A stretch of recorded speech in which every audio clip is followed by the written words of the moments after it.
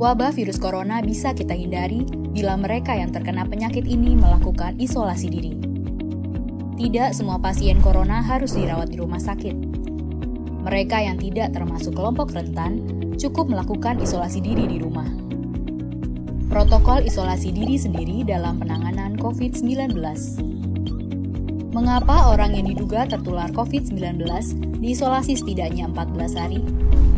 Gejala COVID-19 biasanya muncul dalam rentang 1-14 hari berupa batuk, demam, atau sesak nafas. Dalam selang waktu itu, kondisi orang diduga terinfeksi COVID-19 diisolasi dan dipantau di rumah sakit, rumah, atau tempat lain. Untuk memastikan infeksi, akan dilakukan tes beberapa kali. Apabila Anda bukan kelompok rentan seperti lansia atau memiliki penyakit kronis lain seperti diabetes, jantung, kanker, penyakit paru kronik, AIDS, penyakit autoimun, dan sejenisnya, maka Anda dapat secara sukarela atau berdasarkan rekomendasi petugas kesehatan melakukan isolasi mandiri. Apakah isolasi mandiri itu?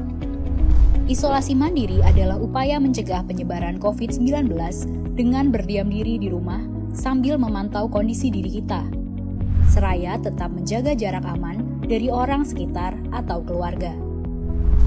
Siapa yang perlu melakukan isolasi mandiri?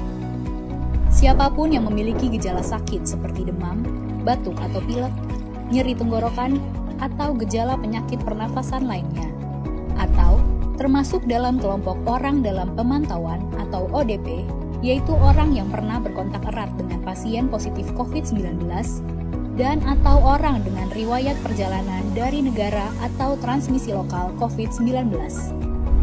Berapa lama waktu isolasi diri?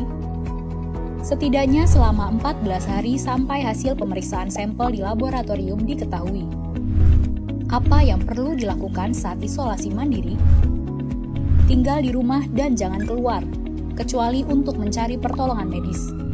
Sebisa mungkin, gunakan kamar terpisah dan selalu jaga jarak setidaknya 1 meter dari anggota keluarga lain.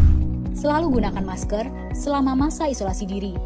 Ganti masker secara rutin apabila basah atau kotor. Lakukan pengukuran suhu harian dan observasi gejala seperti batuk atau kesulitan bernafas. Hindari berbagi peralatan makan seperti piring, sendok, garpu, dan gelas, perlengkapan mandi seperti handuk atau sikat gigi, dan juga benda berbahan kain, misalnya pakaian atau selimut. Terapkan perilaku hidup bersih dan sehat seperti makan makanan bergizi, rutin mencuci tangan dengan sabun dan air mengalir, serta melakukan etika batuk dan bersih. Upayakan berada di ruang terbuka dan berjemur sinar matahari setiap pagi. Jaga kebersihan rumah dengan cairan disinfektan, terutama untuk area atau permukaan yang sering tersentuh tangan. Hubungi segera fasilitas layanan kesehatan bila sakit memburuk, seperti mengalami sesak nafas. Apa yang tidak boleh dilakukan saat isolasi mandiri? Tidak boleh keluar rumah, termasuk untuk bekerja, apalagi ke ruang publik. Bila sangat terpaksa harus keluar, gunakan masker dan hindari transportasi publik atau tempat ramai. Tidak boleh berbagi alat makan, mandi, dan pakaian bersama anggota keluarga lainnya. Cuci peralatan makan dan pakaian secara mandiri, terpisah dari anggota keluarga lain. Bila harus berbagi kamar mandi atau mesin cuci pakaian, maka bersihkan dengan desinfektan setelah dipakai. Bagaimana menjaga pertahanan tubuh selama masa isolasi mandiri?